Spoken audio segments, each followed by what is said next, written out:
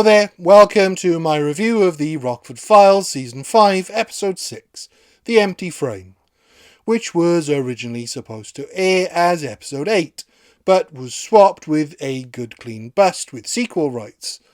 I'm not sure for the reason for this change, or why the dates and episode numbers are listed the other way around on IMDb, but all my research says this was broadcast as Episode 6.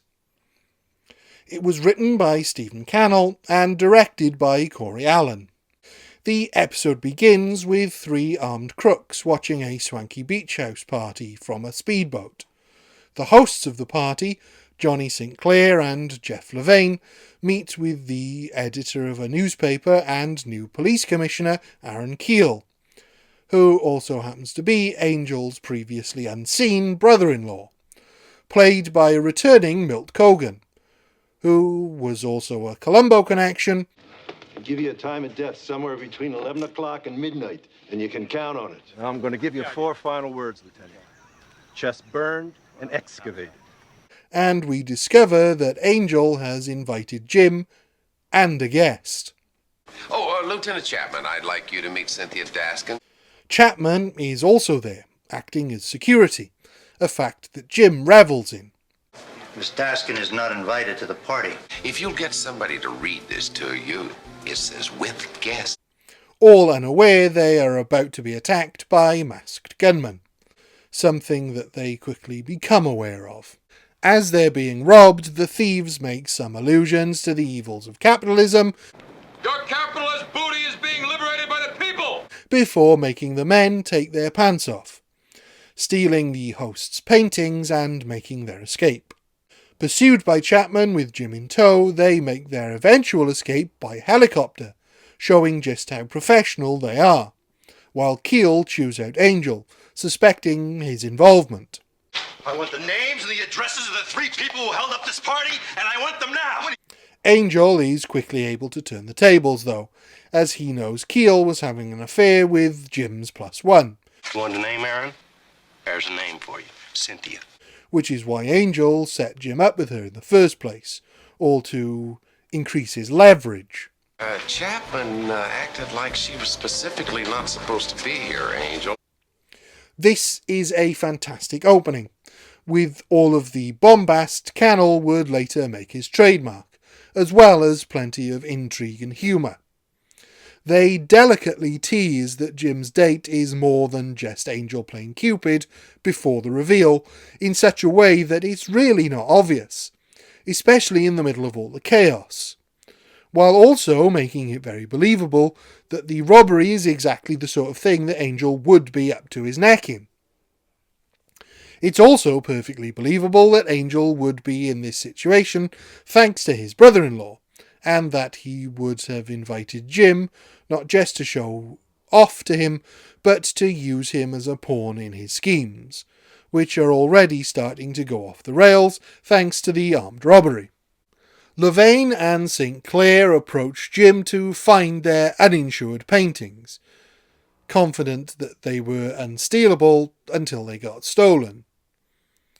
And they believe that the police won't investigate as thoroughly as they might due to the embarrassing circumstances of the theft. Because the police are so embarrassed by this, they may just try to bury it. It's unspoken, but made clear that Levane and St. Clair are a couple. But unlike the last homosexual representation in the show, nothing at all is made of it. It's not even a plot point.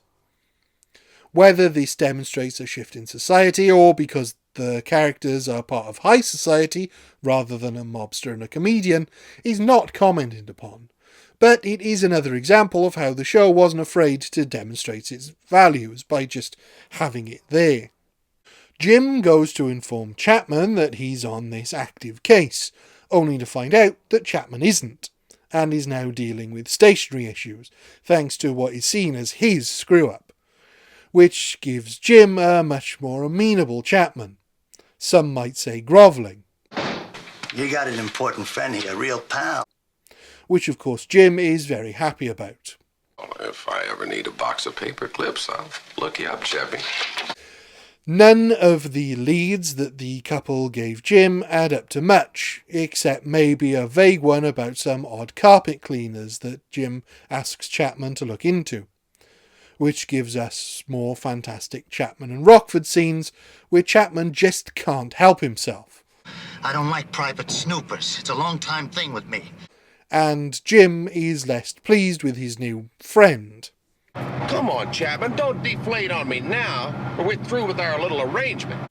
They investigate the address of the carpet cleaners, which Chapman thinks is a dead end, only to find out he really should listen to Jim as the crooks take off, having taken some pot shots at them. Open up! Police! The pair search the now empty property as Chapman tries and fails to regain his self-respect. But not finding anything useful, Jim has to go and see his only other potential criminal lead, Angel, wanting him to keep his ear to the ground about the stolen paintings. We then find out from St. Clair that Levane has disappeared, and Jim thinks he might have been behind the robbery, wanting to break up with St. Clair and keep his paintings. This is quickly confirmed when they find Levane's body, buried at the crook's hideout, having been killed by them when he went to retrieve the paintings from them.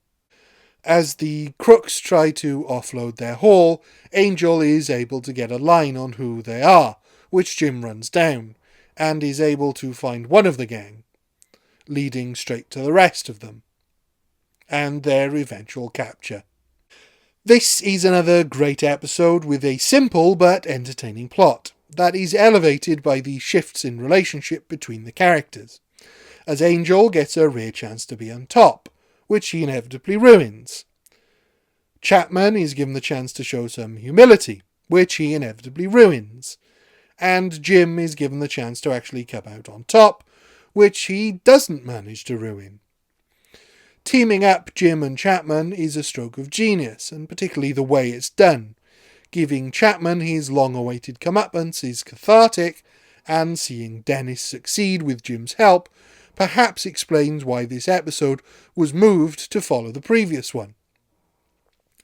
Also, the portrayal of Levane and St. Clair's relationship is so well handled. While they might go out of their way not to refer to them as a couple, they also go out of their way to show that they are a couple. And while Levane does get killed, he is not a victim of the bury a gays trope. He's instead a victim of these self-righteous crooks. So the reason for his death has nothing to do with his sexuality. Everyone in this episode is on absolutely top form and appear to be having a blast, and I loved it, so it's an easy 5 out of 5 from me. Thank you. Goodbye.